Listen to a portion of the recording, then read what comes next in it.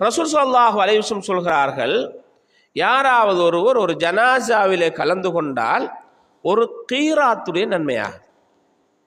கீராத் என்றால் என்ன அல்லாஹ்வுடைய தூதரே என்று கேட்டபோது நபி அவர்கள் சொன்னார்கள், அது ஒரு உஹத்,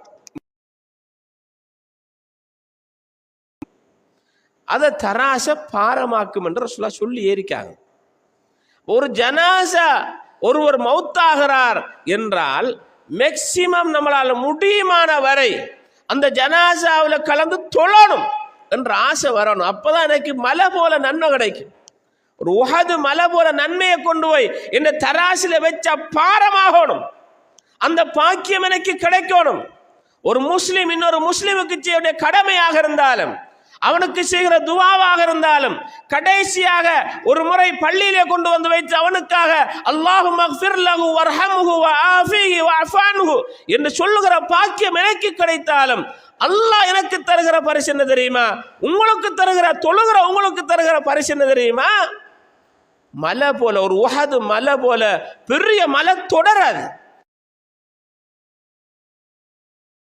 வழியால போய் நிக்கலாமா?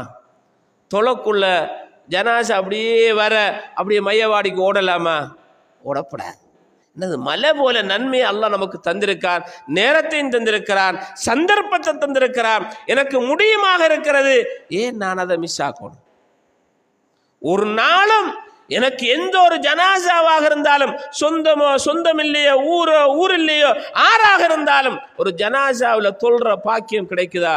நான் தொழணும், எனக்கு தராசி பாரமாகணும், நன்மை கிடைக்கணும், சுவர்க்கம் போகணும். அந்த தராசி பாரமாக இருந்தால்தான் உலாஇக ஹுமுல் முஃப்லிஹூன், அவர்கள் வெற்றி பெற்றவர்கள்.